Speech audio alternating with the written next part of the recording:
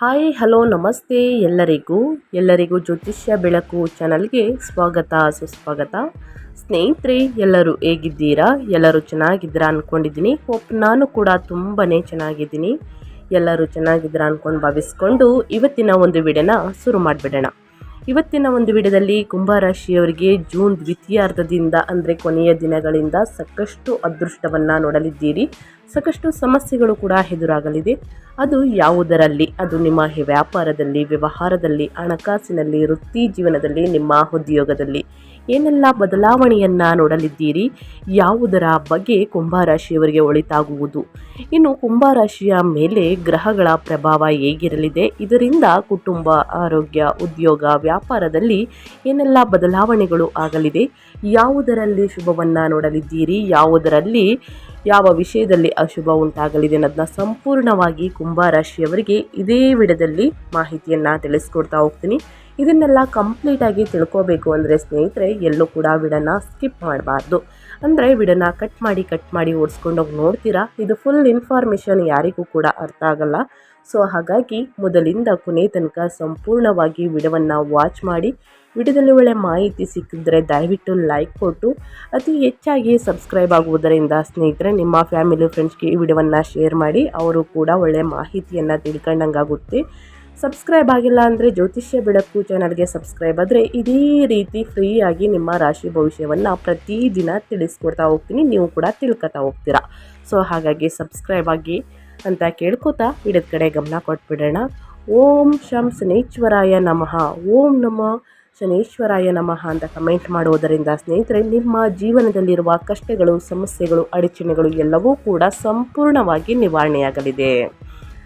ಮೊದಲನೇದಾಗಿ ವೃತ್ತಿ ಜೀವನದ ಬಗ್ಗೆ ಹೇಳೋದಾದರೆ ಕುಂಭರಾಶಿಯವರಿಗೆ ಕೆಲಸವನ್ನು ಮಾಡುವಂತಹ ಕುಂಭರಾಶಿಗೆ ಸೇರಿದ ಜನರು ತಮ್ಮ ಕೆಲಸದಲ್ಲಿ ಒತ್ತಡವನ್ನು ಎದುರಿಸಬೇಕಾಗಿ ಬರಬಹುದು. ಶನಿಯ ಪ್ರಭಾವದಿಂದಾಗಿ ಸಹೋದ್ಯೋಗಿಗಳೊಂದಿಗೆ ಕೆಲವು ವಿಚಾರದಲ್ಲಿ ಮನಸ್ತಾಪ ಉಂಟಾಗಬಹುದು. ಹಾಗೆ ನಿಮ್ಮ ನಿಷ್ಠಾವಂತ ಸ್ವಭಾವವು ನಿಮ್ಮನ್ನು ಕಾಪಾಡಬಹುದು.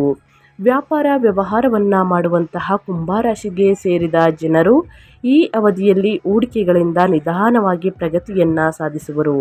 ಹೊಸ ಪಾಲುದಾರಿಕೆಗೆ ಸಂಬಂಧಿಸಿದಂತೆ ಕೆಲಸವನ್ನು ಮಾಡುವಂತಹ ಈ ರಾಶಿಗೆ ಸೇರಿದ ಜನರು ಉತ್ತಮ ಅವಕಾಶಗಳನ್ನು ಗಳಿಸುವಂತಹ ಯೋಗವು ಕೂಡ ನಿರ್ಮಾಣಗೊಳ್ಳಬಹುದು. ಸ್ನೇಹಿತರೆ, ಈ ವರ್ಷದ ದ್ವಿತೀಯಾರ್ಧ ತಿಂಗಳು ಅಂದರೆ ಜೂನ್ ತಿಂಗಳಿಂದ ನಿಮ್ಮ ಕೆಲಸವನ್ನು ಬದಲಾಯಿಸುವ ಅಥವಾ ಪ್ರಸ್ತುತ ಇರುವಂತಹ ಕೆಲಸವನ್ನು ಬಿಡದಂತೆ ಎಚ್ಚರಿಕೆ ವಹಿಸುವುದು ಉತ್ತಮ. ಕುಂಭರಾಶಿಯ ಜನರಿಗೆ ಗುರು ಗ್ರಹದ ಪ್ರಭಾವದಿಂದಾಗಿ ವೃತ್ತಿ ಜೀವನಕ್ಕೆ ಸಂಬಂಧಿಸಿದಂತೆ ಕುಂಭರಾಶಿಗೆ ಸೇರಿದ ಜನರ ಪ್ರಗತಿಯನ್ನು ಗಳಿಸುವರು.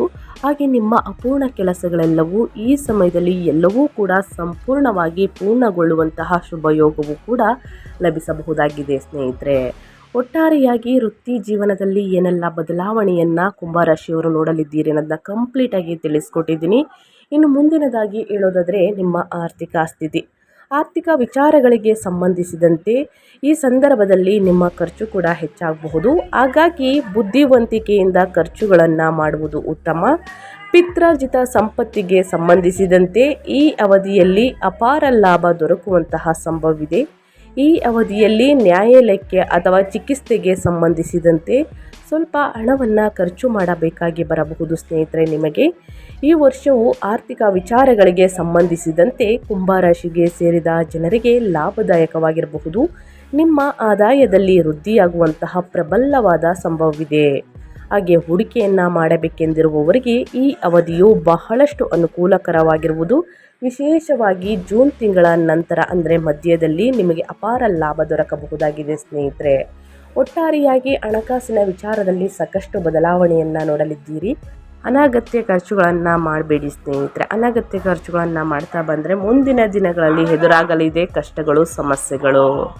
ಇನ್ನು ನಿಮ್ಮ ಆರೋಗ್ಯದ ಬಗ್ಗೆ ಹೇಳೋದಾದರೆ ಶನಿಯ ಚಲನೆಯು ಕುಂಭರಾಶಿಗೆ ಸೇರಿದ ಜನರಿಗೆ ಶಾರೀರಿಕವಾಗಿ ಸುಸ್ತು, ತಾಂತ್ರಿಕ ವಿಚಾರಗಳಲ್ಲಿ ಕೊರತೆ ಅಥವಾ ನಿದ್ರೆಹೀನತೆಯ ಸಮಸ್ಯೆಯನ್ನು ಎದುರಿಸುವಂತೆ ಮಾಡಬಹುದು.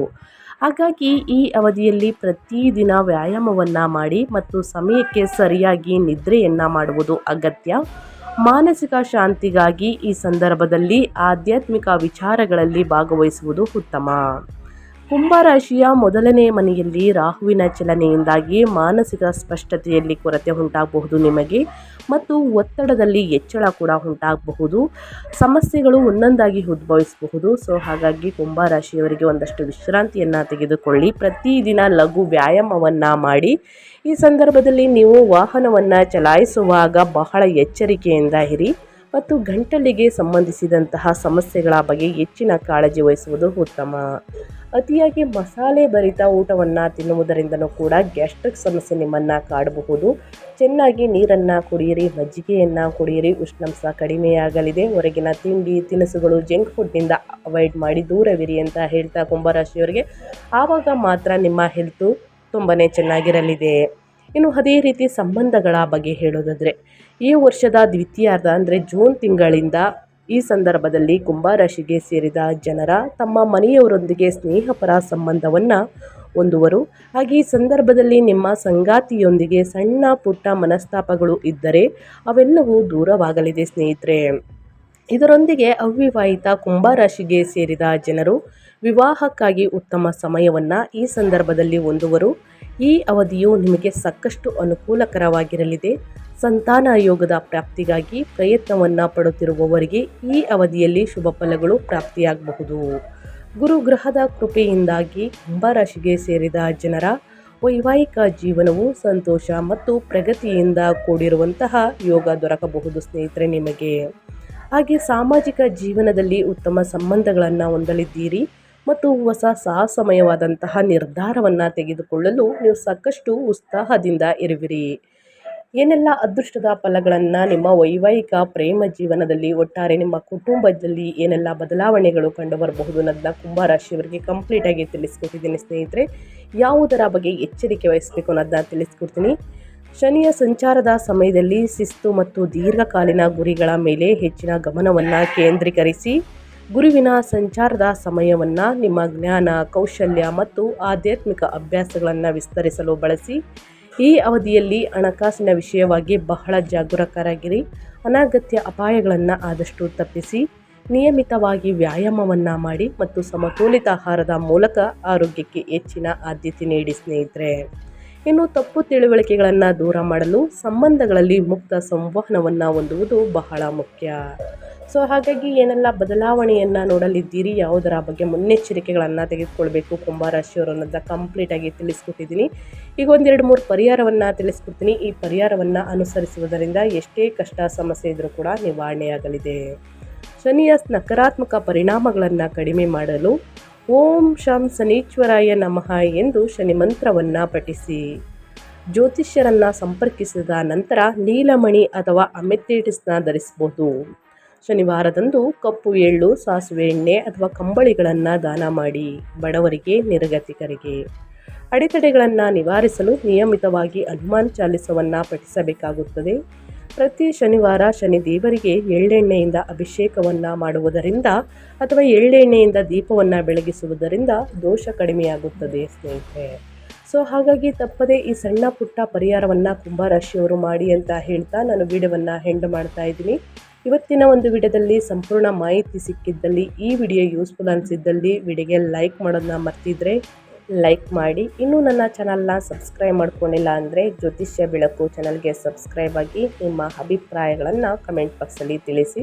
ಖಂಡಿತವಾಗಿಯೂ ನಿಮ್ಮ ಸಮಸ್ಯೆಗಳೆಲ್ಲವೂ ನಿವಾರಣೆಯಾಗಲಿದೆ ಈ ಸಣ್ಣ ಪುಟ್ಟ ಪರಿಹಾರವನ್ನು ಅನುಸರಿಸಿ ಅಂತ ಹೇಳ್ತಾ ನಿಮಗೂ ಮತ್ತು ನಿಮ್ಮ ಕುಟುಂಬಕ್ಕೆ ತುಂಬಾ ಒಳ್ಳೆಯದಾಗಲಿ. ಶನಿದೇವರ ಆಶೀರ್ವಾದ ನಿಮ್ಮ ಮೇಲಿರಲಿ. ಗುರುಬಲ ಶನಿ ಬಲ ಕೂಡ ಇರಲಿ ಅಂತ ಕೇಳ್ಕೊತಾ ಮತ್ತೊಂದು ವಿಡಿಯೋ ಜೊತೆ ಮತ್ತೊಂದು ಹೊಸ ಭವಿಷ್ಯದಲ್ಲಿ ಸಿಗ್ತೀನಿ. Thank you for watching.